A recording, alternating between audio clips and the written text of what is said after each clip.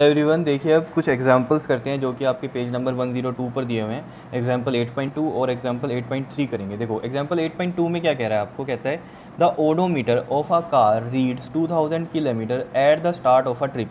Odometer समझ के जो डिस्टेंस आपको बताता है कार का, ठीक है ना। तो उसमें कितनी रीडिंग आ रही है, 2000 किलोमीटर की आ रही है जब आपने ट्रिप स्टार्ट किया, and 2400 kilometre at the end of the trip. और जब आपने ट्रिप एंड कर दिया तो उसमें जो रीडिंग आ रही है वो 2400 किलोमीटर की आ रही है। तो यानी कि पूरे ट्रिप में आपने कितना डिस्टेंस कवर किया, बताओ ज़रा। जो टोटल डिस्टेंस होगा वो किस तरीके से निकलेगा, यहाँ पर देखो जो रीडिंग बाद में आई है ट्रिप के और जो पहले थी ट्रिप से, तो वो माइनस करेंगे हम। 2400 में से माइनस करेंगे 2000, तो कितना आ जाएगा, ये 400 किलोमीटर का यानी कि आपका ट्रिप था, ठीक है। And if the trip took 8 hours, और जो टाइम है वो कितना है, 8 आवर्स का है। Calculate the average speed of the car in kilometre per hour and metre per second. देखो पहले किलोमीटर पर आवर में तो निकल ही जाएगी यहाँ से, क्योंकि डिस्टेंस किलोमीटर में और टाइम आवर्स में है। मीटर पर सेकेंड में हमें कन्वर्ट करना आता है 5/18 से मल्टीप्लाई करने के बाद, ठीक है ना। तो कैलकुलेट द एवरेज स्पीड निकालनी है। तो एवरेज स्पीड के लिए हमें पता है फॉर्मूला जो होता है वो क्या होता है, टोटल डिस्टेंस अपॉन में टोटल टाइम होता है।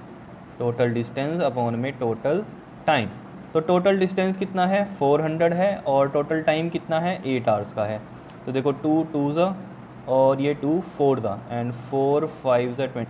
तो ये कितना आ गया आपके पास, 50 किलोमीटर पर आवर। क्या इतनी बात समझ में आ रही है, ठीक है। अब किलोमीटर पर आवर है तो इसको ऐसे भी लिख सकते हैं ना हम, आर नीचे है जैसे अपॉन में है तो ऊपर जाके माइनस होना जाता है, इस तरीके से भी लिख सकते हैं। मीटर पर सेकंड में कन्वर्ट करना है तो देखो 50 को मल्टीप्लाई कर दो 5/18 से, तो ये कितना बन जाएगा, देखो 2 9 ज़ा 18 और ये 25 हो गया। 25 5 ज़ा 125 अपॉन में 9। तो 125 को डिवाइड कर दो 9 से, तो 9 1 ज़ा 9 और ये कितना बच गया 3 और ये 5, 9 3 ज़ा कर लेते हैं, 9 3 ज़ा 27 और ये कितना बच गया आपके पास यहाँ 8, ठीक है। और पॉइंट लग जाएगा अब, क्योंकि यहाँ 0 लगेंगे तो पॉइंट लगेगा। और किस पे चल जाएगा ये आगे आपके पास फर्दर, 9 8 ज़ा 72 कर लेते हैं, फिर 8 बच गया, फिर 0, फिर 9 8 ज़ा 72 एंड सो ऑन, ये चलता रहने वाला है, ठीक है। तो जो आंसर आया वो आया 13.88 मीटर पर सेकंड। और इसको अगर आप राउंड ऑफ करोगे तो ये आ जाएगा 13.9। कैसे, देखो ये 8 है तो ये 5 से बड़ा है, तो अगर 5 से ये बड़ा है तो पिछली वैल्यू क्या हो जाती है, एक इंक्रीज हो जाती है, 13.9 मीटर पर सेकंड। बुक में ये मिलेगा आपको आंसर, कर दोगे इसको, ठीक है। मीटर पर सेकंड ऐसे भी लिख सकते हैं, मीटर पर सेकंड इस तरीके से, ठीक है। तो ये हमने किलोमीटर पर आवर और मीटर पर सेकंड दोनों में निकाल दिया, ठीक है। उसके बाद देखो एग्जांपल 8.3। देखो ये एग्जांपल वैसे ही है जैसे कि मैंने पहले आपको क्वेश्चन कराया था, उसमें राकेश की बात थी, यहाँ पर किसकी बात हो रही है, उषा की बात हो रही है, ठीक है। तो देखो एग्जाम्पल 8.3 जो कि पेज नंबर 102 पर ही है आपके।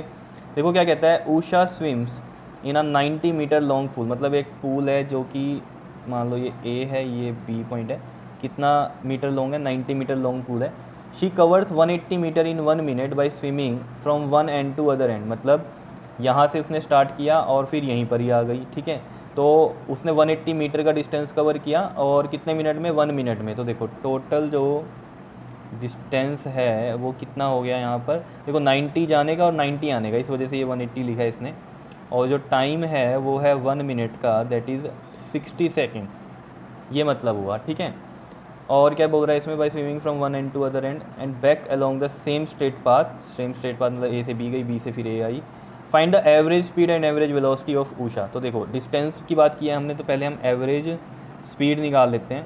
तो एवरेज स्पीड में हमें पता है टोटल डिस्टेंस अपॉन में टोटल टाइम जो होता है, फॉर्मूला होता है टोटल डिस्टेंस अपॉन में टोटल टाइम जो होता है, फॉर्मूला होता है। तो टोटल डिस्टेंस कितना है यहाँ पर 180 और टोटल टाइम कितना है 60 का। तो ये 6 3 18 that is 3 metre per second का क्या आ गया आपके पास, इस तरीके से भी लिख सकते हैं इसको, 3 मीटर पर सेकेंड का एवरेज स्पीड मिल गई आपको यहाँ पर, ठीक है, उषा की। और एवरेज वेलोसिटी की अगर हम बात करें तो एवरेज वेलोसिटी का जो फॉर्मूला होता है वो होता है टोटल डिस्प्लेसमेंट अपॉन में टोटल टाइम, ये होता है। तो टोटल डिस्प्लेसमेंट कितनी होगी यहाँ पर, देखो डिस्प्लेसमेंट क्या होता है, इनिशियल और फाइनल पोजीशन का शॉर्टेस्ट पाथ। तो देखो इनिशियल भी यही है और ये ए से बी गई और बी से ए आई, इसी तरीके से हम समझेंगे एंड टू एंड का। तो यानी कि इनिशियल भी यही है, फाइनल भी यही है। तो टोटल डिस्प्लेसमेंट कितनी है इस केस में, अगर हम बात करें टोटल डिस्प्लेसमेंट, तो वो कितनी है, 0 है। तो यहाँ 0 अपॉन में टोटल टाइम कितना था 60 सेकेंड का, तो ये कितना आ गया 0 मीटर पर सेकेंड की ही एवरेज वेलोसिटी आ गई। क्या इतनी बात क्लियर है या नहीं है, बताओ।